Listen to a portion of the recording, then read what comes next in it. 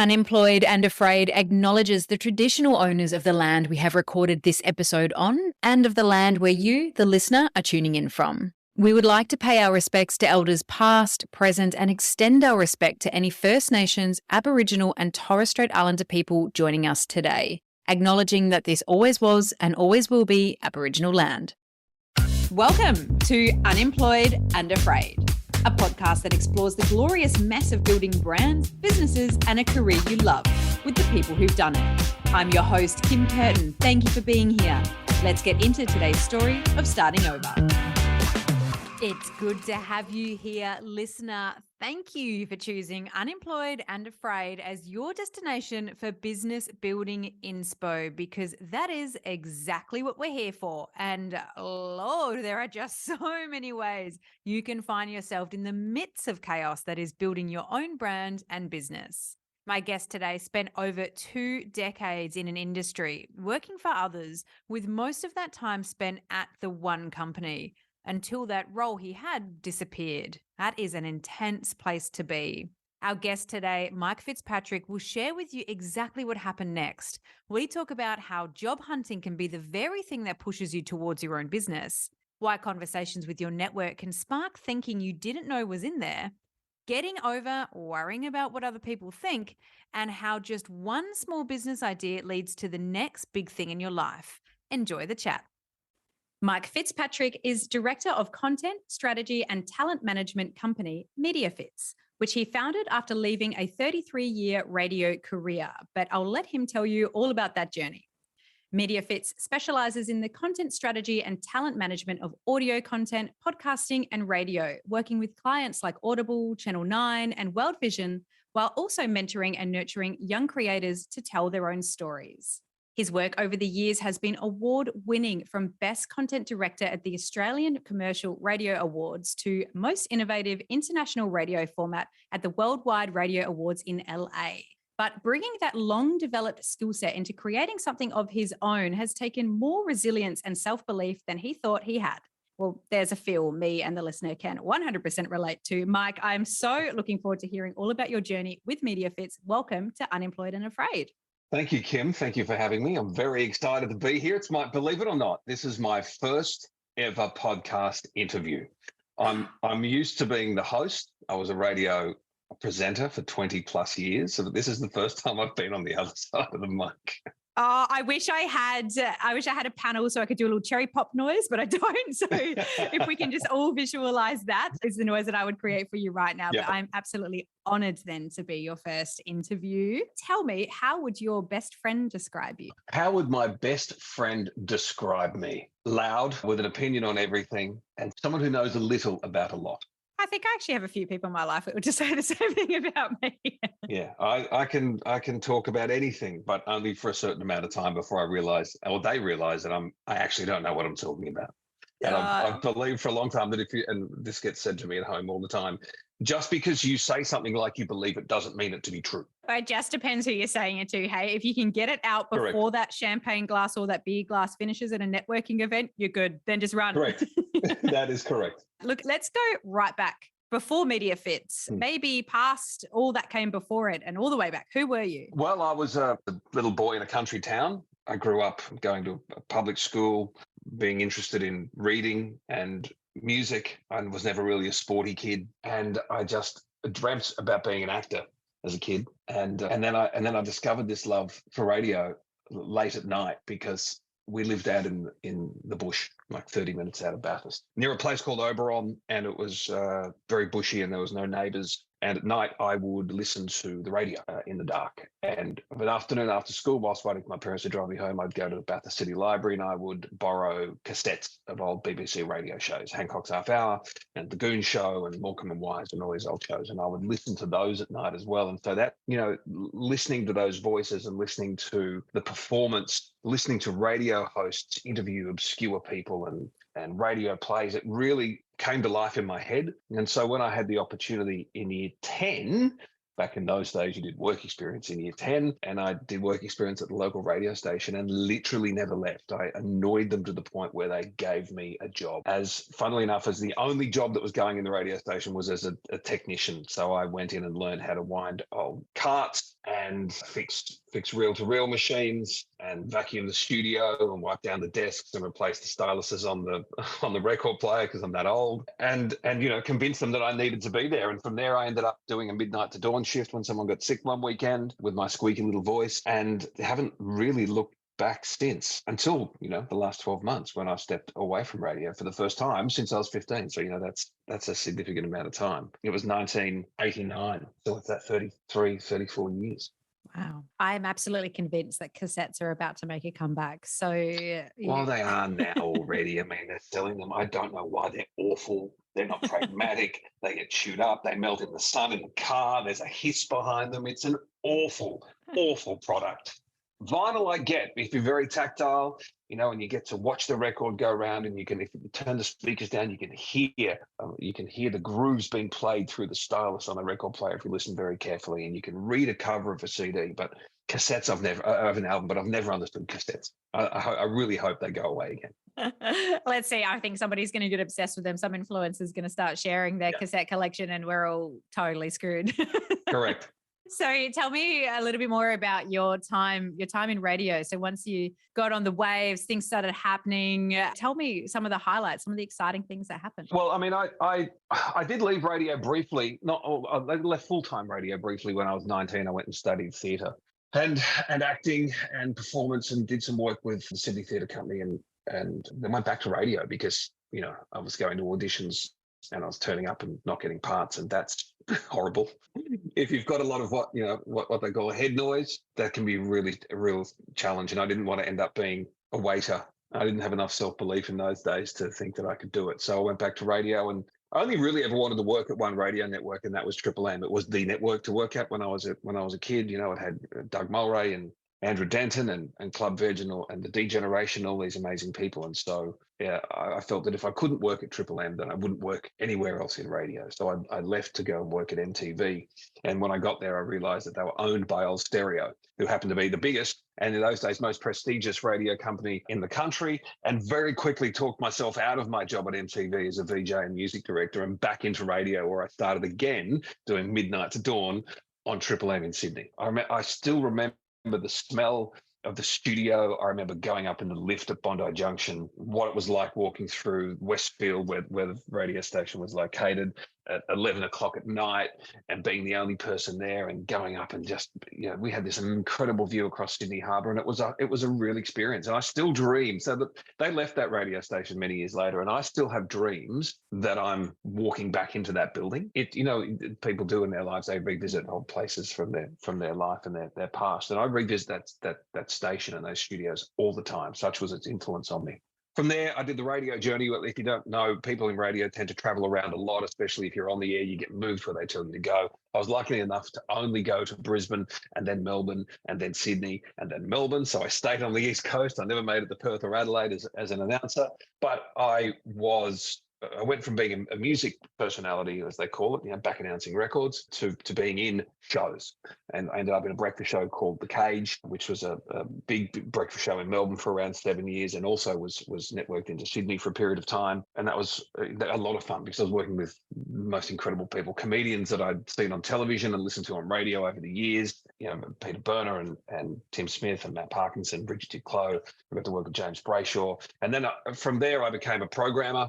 I decided that, being on the air is when the show ended and I went back on the air to be a music jockey, there's only so many times you can back announce Stairway to Heaven by Led Zeppelin and make it sound like the first time you've heard it, and really, I think with music radio, it's not about the presenters. I mean, a great presenter is so important to the format, but it's about the music. And I didn't want it to be about the music. I liked it being about me when I was on the air. So leaving that, I went into programming, which was a natural space for me to work, because having been the anchor of a breakfast show, I was directing talent. So I was directing talent. I got to be creative with solutions for sales, something a little bit about, and then eventually running the Triple M station in Melbourne, Triple M Sydney, and then the Triple M network. It was something I never imagined I would ever achieve. I only ever wanted to be on air at Triple M. So to get to where I got was really quite amazing to me. It's something I loved, and the brand I was passionate about, and the talent I loved working with, Mick Malloy and Jane Kennedy and Eddie McGuire and Marty Sheargold and these incredible people. And then pushing myself to understand an aspect of a job that I'd never really enjoyed, like sport. So Triple M is a big sports network. The secret of mine, not the secret to anyone who knows me, is that I've got no idea about sport. I've never played sport. I never liked sport. But I was head of a network that had 2 football broadcasts. And so it was really important to me that the listener that wasn't sports mad was able to enjoy that product as well, which is why it probably sounds much more like it does now. It's more of it's a personality and entertainment driven sports broadcast than a technical broadcast. And that led me to create Triple M Cricket as well in the same vein, which really, when I say create, it was an idea in a meeting. The creators really are the producers and the talent that make the product, not the programmers. We like to claim credit for things, but really all we do is direct people in the right direction. We hold the branch that the artists and the creators climb out on to make sure that it doesn't snap. But that's what programmers do. And so, yeah, that led me to a place where at the end of last year, I was traveling a lot. I was interstate 3 or 4 days a week with a young family, and that was taxing on the family and taxing on me. And then during COVID, we were all locked down and stuck at home, as everyone was. Being in Melbourne, we were really stuck at home and running the network from my lounge room. And again, it wasn't really me running the network. It was the people I had employed around me who did such an amazing job of keeping that going. And I was starting to work out what was next. Like, where was I going to go? I'd achieved everything I really wanted to achieve with the network. I'd achieved what I wanted to achieve in the company. We worked on the big transition bit from terrestrial broadcaster to digital creator. And so when the opportunity came to say, well, your role is not going to exist anymore moving forward, which is happening in media companies right around the globe. They're very top heavy, and there's more and more creators needed and more and more people to actually make the product. Here's some alternative options, or here's a redundancy. And after a very long evening, there wasn't a lot of sleep. What do? I had to make a decision quickly and chose to take the jump. And, if you've ever taken a redundancy or your role's been made redundant, there's a couple of things to remember. The first is that the term made redundant is horrible because it says you are now redundant as a person, but it's not you, it's your position, and I think that's really important for anyone going through that situation to remember. You are not redundant. Your position you held within that company is no longer required. That position is redundant. You still have value. And then there's a lot of shame, I guess, is the word for it, that goes, well, I certainly felt a lot of shame that goes with telling people that you don't have a job anymore. Not because I had midlife crisis, as Wade called it. I listened to your previous episode with Wade. I prefer to call those a midlife change of plans rather than no MX-5 crisis. Convertibles in your midlife change of plans. No, or earrings or tattoos. But yeah, there's a lot of shame that goes with it. Much like a failed or a divorce or a break in relationship, there's shame that goes with I wasn't able to make that work. Well, and then so soul searching. Why couldn't I stay? Why didn't I choose to stay? Why did I make that decision? What was it about me that made my role redundant? Was it because of me? Was it because of other people? There's all that sort of stuff that goes on. And what a couple of young blokes I work with would call head noise. And the head noise can do you in after a while. So it's important to turn the phone off and reset and really just take, even if it's only a couple of weeks, just to go, let's let the noise stop. I'd love to talk a little bit about identity, and I might speak a little bit from experience here, but when we do something like that, it shapes so much of who we are. We become, as exactly as you described, so-and-so from X place. I'm going to guess that was a little bit of the case for you, just hearing what you just said, but what did it look like to start to get your identity retrieval in motion? Yeah, there was a lot of my identity wrapped up in what I did. And until Ryan Fitzgerald came along, I was the Fitzy on the radio. And then Fitzy came along and he became the Fitzy on the radio. But, when you say Fitzy in radio circles, there's 2 people, there's me or there's him. And more often than not, it's him. But that's very much, there was the Fitzy that everyone knew from being in radio and in radio circles. And then there was me. And I'd seen a few of my mentors and some very good friends over the years be in the same position. And a lot of them were really challenged because their identities were wrapped up in what they did. And so I did the work over the sort of probably 6 or 7 years prior to leaving to remove what I did from who I am. There's a quote from someone, and I'll misappropriate it. So let's just acknowledge that it's someone else's quote. I'll also misquote quoted, by the way. So here's the Story gist, of my life. which is the job is something you do for someone else, right? The job is getting up and going and creating the product and doing it for someone else. The work is the bit that only you can do. So recognizing that I do the work, the job always should belong to someone else. The job doesn't belong to me. The role doesn't belong to me. The work belongs to me, but the job doesn't. Helped when I was trying to remove myself from that. And I also did it by ensuring there were people around me, younger women and men, who I could grow into my position. Because someone told me many years ago, a mentor told me many years ago, the best thing you'll do as a leader is to make yourself redundant. Because then no one grows if you're doing everything for them. If you're so worried about protecting your ass, and we used to call it PYA disease, if you're so worried about protecting your ass, no one's going to grow around you and no one's going to work with you. And you're only as good as a leader as the people you empower around you. So there are roles and they're the jobs, and they don't belong to individuals. They belong to the company to give to whoever they like. And then there's the work, and that belongs to the person. And that helped me, because what I've taken now is I've taken the work to create my new venture, not the job. When people say to me, what do you do? I say, I don't have a job, because I no longer consider it a job. I worked at a great company, which was about 4 different companies. We had 4 or 5 CEOs in the 25 years I was there. It went through a number of cultural changes, some good, some challenging. There are an incredible number of people that I know and love that still work there. And there were some amazing people that supported me, grew me, allowed me the opportunity to do what I wanted to do, to create my art. And I hope I did that for other people along the way. And, you make mistakes and you learn. The challenge with being in a company for 25 years is that I joined when I was little. I was in my early 20s. So all the mistakes you make in your early 20s, your late 20s, and your early 30s travel with you. It's like when you get together with your family at Christmas time and they tell all the stories of the stupid shit you did when you were a teenager, and all the mistakes you made. It kind of travels with you if there are people in the company that have been there as long as you. So you kind of can't outlive them or can't outrun them.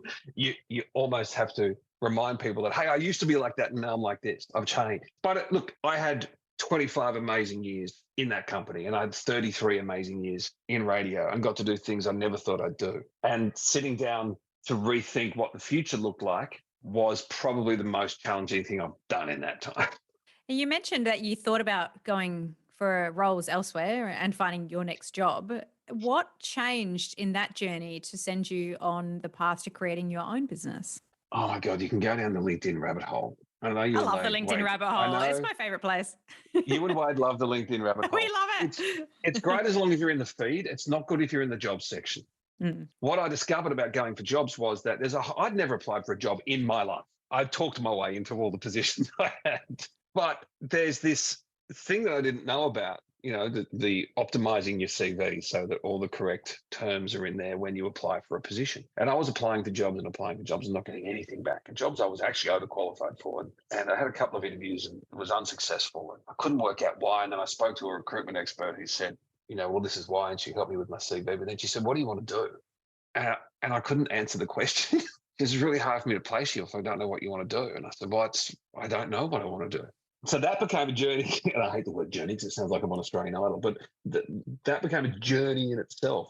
So I reached out to my network of people to not ask for jobs, but to sit down and just chat, what you get from just having a conversation with someone. It doesn't even have to be about work. They go, what are you thinking? What are you doing? What are you interested in? Have you thought about this? Have you connected with this person? And so the network connects you with other people. And I sat down with someone who said to me, why don't you go out on your own? And I went, oh, what am I going to do? I'm going to start my own radio station. And I'm like, you work with talent, you understand creativity, you can negotiate, you can do all these things. That's transferable. And I'll be your first client.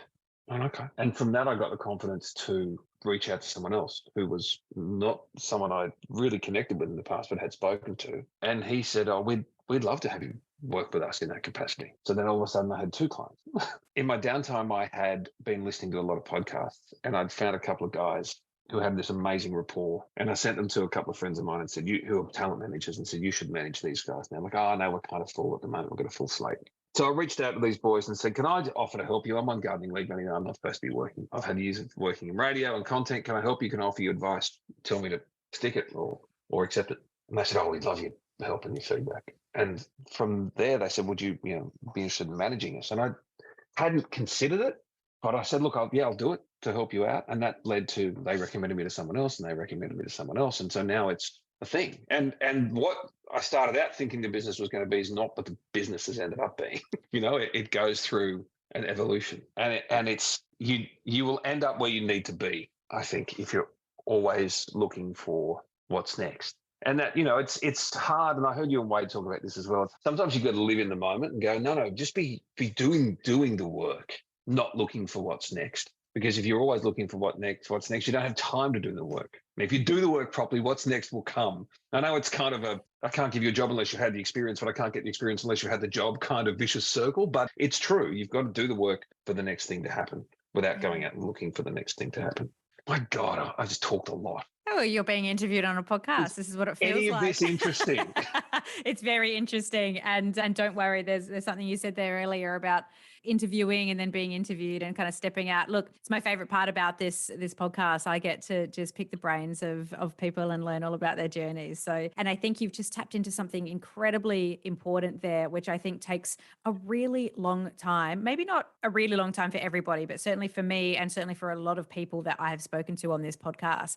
It takes a really long time to understand that action is the thing that creates information, not having the idea, having the plan, going for it, having it be a success. That is a whole journey you have to figure out through pain and through frustration and through questioning. So much of that. I just think it's a really important topic to touch on. Well, I didn't know how to start a business. I didn't know how to set up, at the basic level, setting up an ABN and a business account, accounting software, indemnity insurance. Thank you for reminding me something I've forgotten to do. Yes.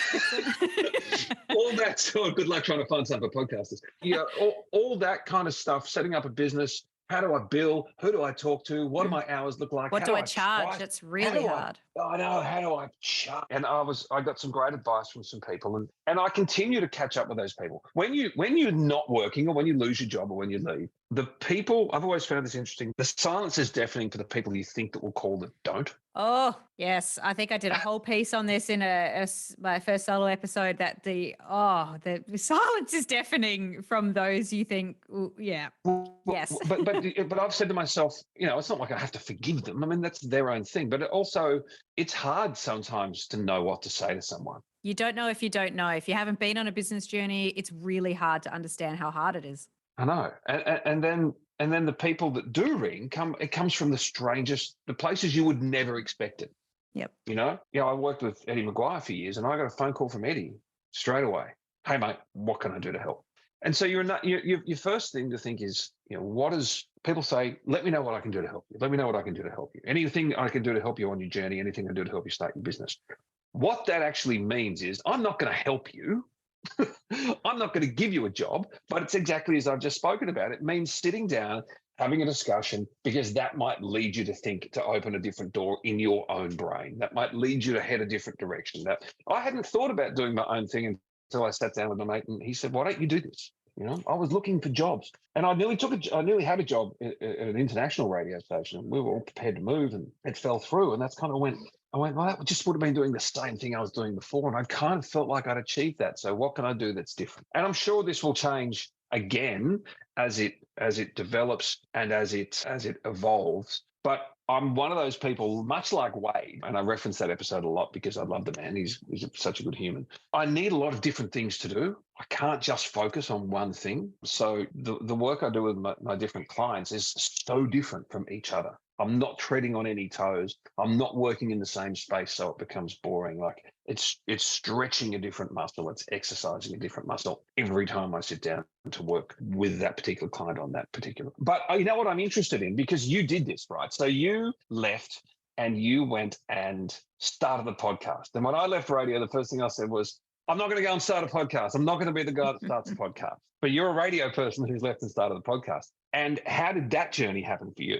I tell you, it's not very often someone turns the tables on me in the interview, and I immediately get sweaty palms when yes, I said exactly the same thing. You hear the echoes of, there's just so many podcasts. Everybody's got a podcast. Oh God, here's another podcast. It was going to go nowhere. And it was a year between leaving my role and launching this podcast, Unemployed and Afraid. And in that year, I learned all sorts of very random, disparate skills and started two businesses. I started to have a little bit of learned experience at that stage. I felt like I started to find my voice, and my return to self, my return to identity, my retrieval, whatever you want to call it, was a very slow process and a very frustrating process to do because I'd also isolated myself on the east coast of Tasmania away from all COVID cases and in, as much open space as I could find at the time just to kind of reset all of this. And, you go, okay, I've got something to say. I think I've got something worthwhile here. And also, it's not just about me. I need to learn. I need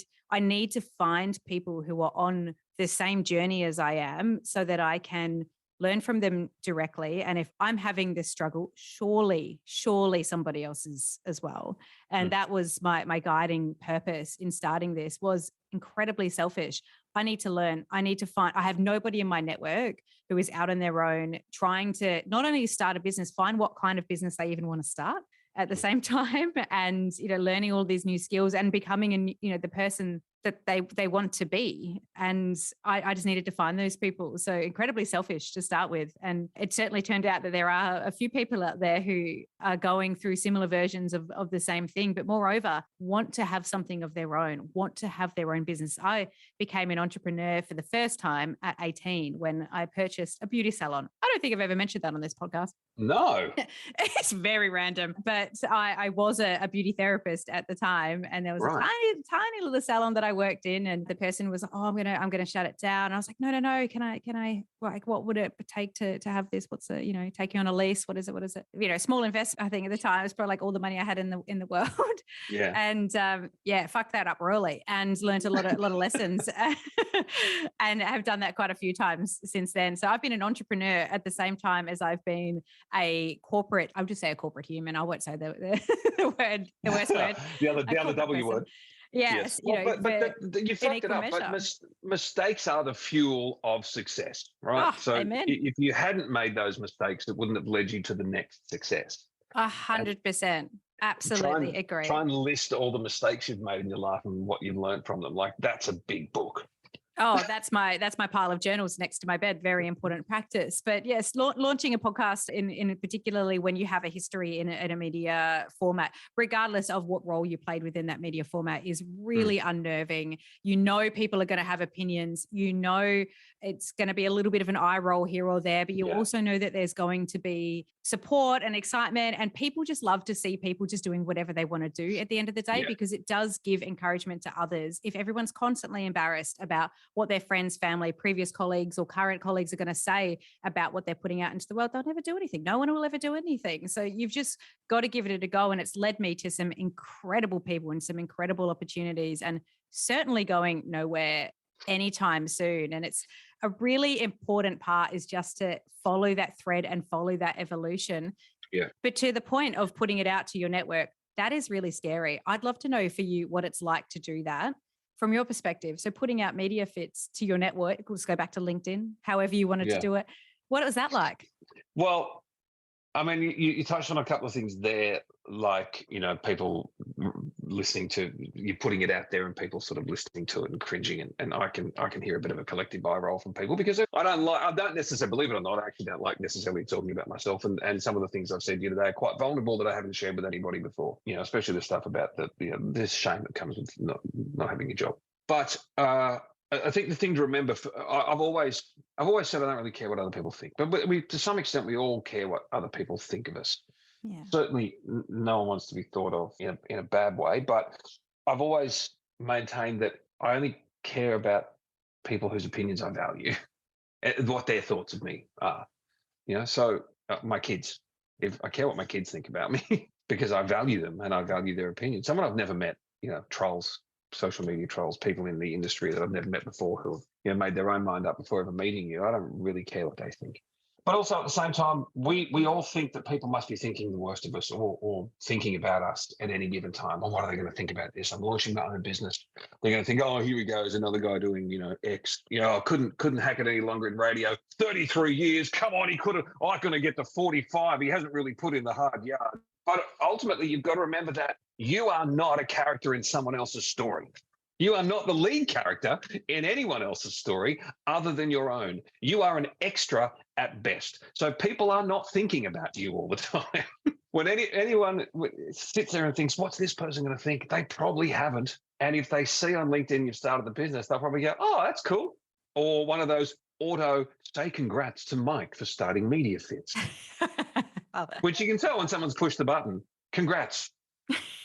So true, I try and avoid that, going, good work, write something else. But or more than 2 sentences. So I got past that because I have to make a living. And to reinvent and build something from nothing is hard. No matter how much experience you've had, it's hard. It doesn't just fall into your lap. And I wanted to do something that I was proud of, and I wanted to do something that I enjoyed. And this is why I'm in the space that I'm in. And I looked at all manner of things, by the way. I went and looked at buying a smoothie bar. Oh, that sounds fun. I'm out of media. Fuck this. I've had enough. 33 years. I'm done. I never want to go back to radio or any media ever again. And I entertained that idea. And then I looked at it and went, that looks like a lot of hard work. I got to the point where I'm doing cafe inspections on how can I change this and what can I keep, and do I keep the stove, and this is going to need extra drainage, and that's, my head just blows up because I'm not a visual thinker. I could design a menu, and I can tell you what I was going to serve, and I can tell you the conversations I was going to have at the counter with the regulars that came in to get their juices or their smoothies, but I couldn't tell you about how I was going to put it together. So back to your point, I didn't really think that much about what people were going to think of me putting the business out there. I did speak to Wade Kingsley. I mentioned him again early on, and because the name came up, what are you going to call it? And I said, I'm going to call it, I think I was going to call it Mike Creates or Mike Fitz Content or something. He's gone, well, no, it didn't have my name in it. It was just Create Spike Content. And he said, you are going to have to, if you're going to say you create content, you're going to have to create content. I went, that's a really good point. And he said, people are going to hire you on your name for the first 3 or 4 years anyway. So put your name in it and make it simple and build yourself a website. And I'm like, build myself a fucking website. I've got a guy to do that normally. But I sat down and put my name in the business, and Mediafit was, fit to do media. Yeah, and Mediafitz was like, I fit into different media because I didn't want to pigeonhole myself to radio or podcasting, and that's sort of where the name came from. It worked. I didn't spend a lot of time on it. You can probably tell, as you've spoken about before, it's really hard to market yourself. It's very hard to turn that inwards and go, am I doing the right job? But I sat down and sat on Squarespace and built myself a website. And I'm sitting there one day going, I'm building myself a fucking website. What has this become? I remember that feeling so well. Do you know, once when I was building my first website for Good Side of the Bed, and I remember doing all of the content, I wrote it and I placed everything, and the whole thing crashed. And I was like, do you know what? Fuck this. I'm done. That's it. Yeah. It took me days to come back to it, but we've all been there. I know my way around Canva. I know my way around Zero. You wouldn't have any of these skills without this process. Well, this is the thing, right? And so this was part of the process of working with young creators on their podcast. Was I've created podcast content with creators in a media network sense, but I've never actually got my hands on the tools and uploaded it myself, or booked their ads in, or dug into their analytics and insights myself. So that was what I loved about it. And so doing it with them, they're like, we'll do all that. I'm like, no, I want to do it for you. Like, I want to be hands-on. I need to be tactile. I need to understand this. I want to understand the metrics. So that's the learning experience. That's what's been fun. And so now, I've got this knowledge that I thought I had, but I didn't. There was a knowledge gap there, because you don't know what you don't know until you have to do it. Hey, but if you need a website built, just hit me up. I'm sure there'll be a few people out there who would really, really like to hand that job off. Is there anything, I'm interested in particular, and a lot of people face this challenge, all of a sudden the revenue, the income is solely on your shoulders. Is that what keeps you up at night at the moment, thinking about where the next paycheck is coming from? I had that 2 a.m. My son invariably wakes up 3 or 4 times a week at 2 o'clock in the morning and calls out. So I go downstairs and lie with him, and then you can never get back to sleep. And that's when the head noise starts. And it's like, what if I'm no good at it? What if this is just people are trying it and they realize that maybe it sucks and we're not going to do it anymore? Or we can do it on our own, or there's a new shiny toy that we can work with. And so you start devaluing yourself in your own brain. It's like, okay, well, maybe I'm not as good as I think I am. Maybe this is just luck. Maybe this is not meant to be. What am I going to do next?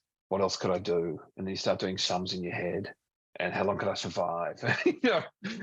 And that's crippling. Yeah. That sort of Yes. self-talk is crippling. I remember sitting down and working out a budget and going, well, what can we realistically live on? And you don't need as much as you thought. You certainly need a little bit more now than you did 12 months ago because the economy is fucked. But doing things like, well, don't need 2 cars, don't need to pay top dollar for the phones, don't need, what else don't we need? Got to pay for kids' sport, and trust me, you need a second mortgage to pay for that these days. But what you actually need to live on and live comfortably is not as much as you think. So the money thing keeps you awake at night, but mainly it's, can I sustain it? What if the ideas run out? And that's just the negative self-talk. That's all. Because ultimately, it's a creative. I'm a problem solver. I'm a creative problem solver, and that's all that a lot of leadership is, and that's all that a lot of business is creative problem solving. Certainly in my area, and whether it's coming up with a concept for a podcast, or whether it's dealing with a solution for a client, or whether it's working out how a CEO should appear or show up on social media. They're all just problems, that is, with creatives that require creative solutions, and worrying about whether the creativity dries up one day is a real thought. But they only come at 2:00 in the morning. Always. And they only come after a lot of gin, I find. I think a lot of people can relate to that feeling, and that all of that self-talk that you've just described. I feel like I've had that exact same thought over and over and over again. I think what's really interesting and an exciting concept when I started to work through it was this: how much do I actually need to live versus how much do I want? And I think often when we're in corporate circles, particularly in major cities, particularly in industries that inflate salaries a little bit, because you do end up giving away a little bit of your soul. When you work at these places, you think you need so much more than you do. And one of the best exercises you can do is figure out what you can live without. And it's one of my favorite things to do now is selling things, getting rid of things, and shaking off the stuff you don't need and getting back to basics. It doesn't actually matter where you live. I lived on the east coast of Tasmania, middle of nowhere for 2 years, had a wonderful time for a quarter of the cost it cost me to live in Sydney. And big salaries, someone will offer you a new role and more money. And you might get a 50% increase with a promotion, but that doesn't mean you do 50% more work. You do 150% more work to really get a 25% increase, because the taxman will take half of it. It's not equitable. And then what is the cost to family, and what is the cost to your enjoyment of living? And if you're always on a plane, or you're always in a taxi, where is the opportunity to walk?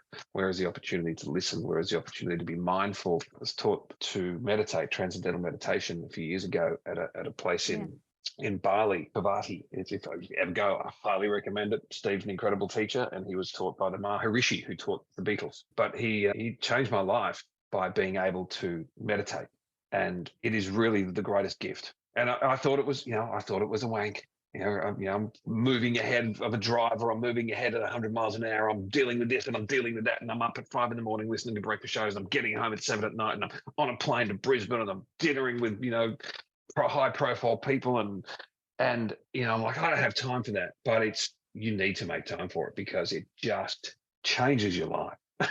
It really does. And I can tell when I haven't been meditating, because my mood changes. It's like watching my 10-year-old on his iPhone. When he spent too long on it, his mood changes. Yes, it does. I noticed that myself. I've just recently put in place a no social media when the clock has an AM. It's got to wait till the afternoon.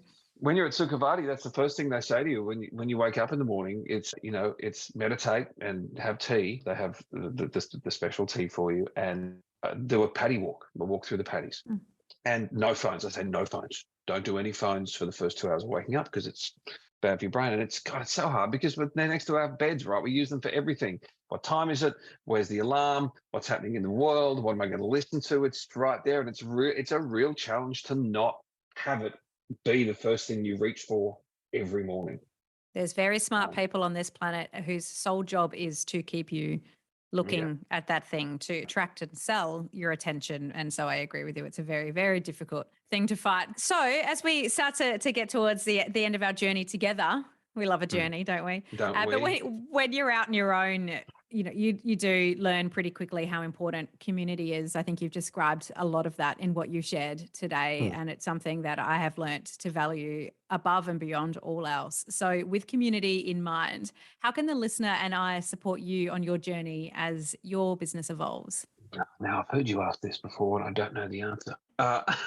I don't know the answer to that. I don't think there is anything specifically you can do for me other than hopefully find something in the inordinate amount of words that I've spoken to you today that you can take forward into your day, life, week, year, and, repeat it to someone else and offer it to someone else. Because that's all I'm doing is I'm offering you a perspective. As the Manic Street Preachers said, this is my truth, tell me yours. I love that. And that is such an important thing to do. And I'm so appreciative of your time. I will add to that if there are any amazing audio creators out there that might be interested in getting a little support from you. I think they should absolutely reach out as well. If you've got a passion to bring your own story out there, you should absolutely go for it and always share it. It has been just such a pleasure to connect with you today, Mike. Thank you so much for giving me your time today to share all about your story. I'm so grateful. Oh my God, I'm so worried it was boring. I'm so worried it was boring.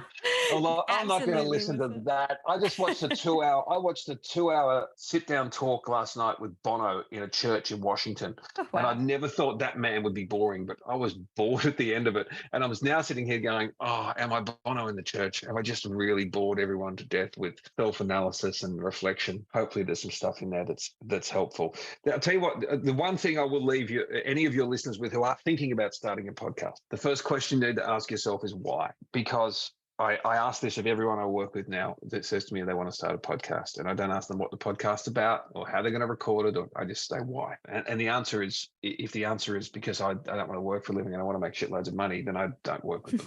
Wrong. There are 66 million podcast episodes in the world. 80% of them have no more than 7 episodes and haven't published anything in the last 6 months, which means 80% of people that started the podcast have dropped out at some stage because it's hard, or they didn't see numbers come straight away. But if you think making a podcast is easy, it's not. It's like, looking at an Olympic swimmer going, look at them glide through the water. Isn't that amazing how they can do that? It's like, yeah, but what about the fucking 4 a.m. starts for 13 years from the time they were 7 years of age to get to that position? Like the work that goes on behind the scenes to make a podcast is great. There's research, there's editing. You've got to do it all yourself. So that's not to deter people. Just understand why you want to do it. You need to have something to say. You need to want to put something out into the world. You do. So congratulations to you, Kim, for starting this, because I think it's a service you're providing. And you've done, one of the number one rules of creating content is you've found a problem that people have and you're helping solve it. So well done.